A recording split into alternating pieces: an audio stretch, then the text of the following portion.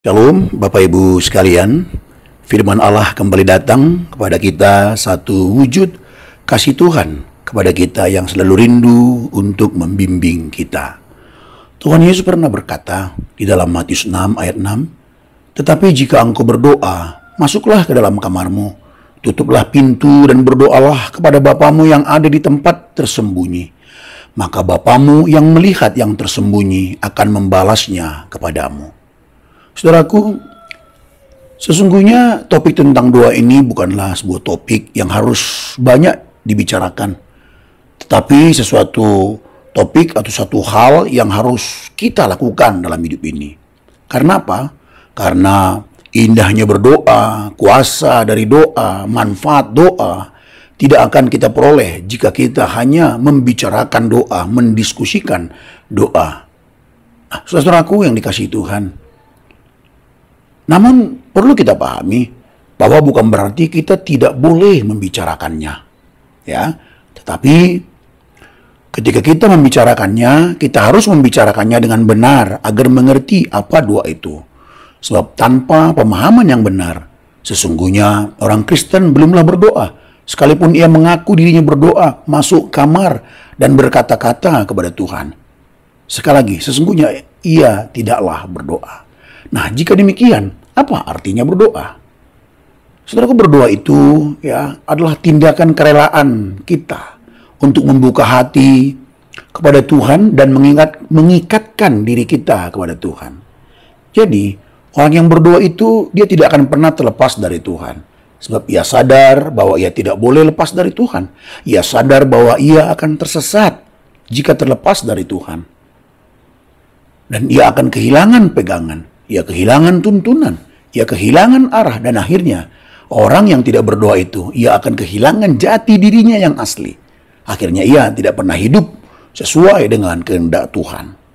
Saudara-saudaraku yang dikasihi Tuhan, orang yang sadar bahwa doa itu adalah satu tindakan kerelaan untuk membuka hati kepada Tuhan dan untuk mengikatkan diri kepada Tuhan, maka ketika ia berdoa, ia pasti tidak akan memanfaatkan Tuhan untuk kepentingan dirinya, tapi bagi kemuliaan Tuhan. Ya pasti tidak akan memanfaatkan Tuhan untuk memuaskan hawa nafsunya, karena dia tahu dia membutuhkan tuntunan dari Tuhan. Yang diharapkan selalu ada, ya Tuhan, tuntunlah aku. Ya Tuhan, aku tidak mau terlepas dengan Engkau. Nah, saudara-saudaraku, doa itu juga bicara soal apa yang Tuhan kehendaki, bukan apa yang kita kehendaki, saudaraku. Orang Kristen yang berdoa itu pasti adalah orang yang akan semakin mengenal Tuhan dan pasti akan semakin dewasa dalam Tuhan. Mengapa? Karena melalui doanya ia semakin menangkap apa yang Tuhan kehendaki bagi dirinya. Ya, dia akan menghidupi kehendak Allah tersebut dan hidupnya akan digerakkan oleh kehendak Allah yang dia tangkap melalui doa yang dia lakukan. Nah, memang ya di dalam doa juga ada unsur meminta.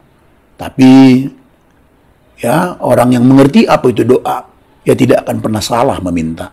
Sebab yang ia minta adalah hal yang sesuai dengan kehendak Allah. Nah, doa itu juga, saudaraku, merupakan pengakuan yang suci akan keterbatasan kita.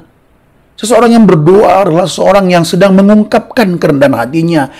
Ya, doa itu sebenarnya ungkapan kerendahan hati di hadapan Tuhan, saudaraku. Dan berkata kepada Tuhan, ya Tuhan, aku terbatas. Aku tidak bisa hidup tanpamu, ya Tuhan. Dari bangun pagi sampai tidurku dan sampai selama-lamanya, aku membutuhkan Engkau, ya Tuhan. Itulah ekspresi orang yang rendah hati yang dinaikkan melalui doanya, saudaraku. Orang seperti ini sulit sekali menjadi sombong. Sekalipun ia kuat dan ia bisa melakukan apa saja, namun ia tetap sadar, saudaraku, bahwa dirinya terbatas. Ia akan selalu membutuhkan Tuhan, tidak merasa melakukan segala sesuatu karena kekuatannya sendiri, saudara. Akhirnya, saudaraku, sering kita dengar bahwa doa itu adalah dialog. Ya, dialog itu artinya kita menyampaikan isi hati kita dan Tuhan berkenan akan apa yang kita sampaikan. Dan kemudian Tuhan menyampaikan kehendaknya dan kita pun mengerti. Itulah dialog, komunikasi kepada Tuhan. Jadi seharusnya seluruh hidup kita adalah dialog kepada Tuhan. Seharusnya seluruh hidup kita adalah keterbukaan kepada Tuhan. Ada kesadaran keterbatasan kita dengan Tuhan. Itu seharusnya hidup kita. Dan itulah orang yang berdoa. Tetapi kenyataannya banyak sekali waktu kita terlepas dari Tuhan. Kita menjadi sombong. Ya, kita sering menutup hati kepada Tuhan. Harusnya kita celaka. Harusnya kita tersesat, saudaraku. Tetapi Allah, oleh karena kesabaran dan kemurahannya, saudaraku, Ia tetap menantikan kita untuk berubah. Ia tetap memberikan kita waktu untuk berubah. Nah, bagaimana respon saudara? Maukah saudara berubah? Maukah saudara berdoa? Dan jikalau saudara mau, mari kita lakukan bersama-sama. Tuhan Yesus memberkati. Amin.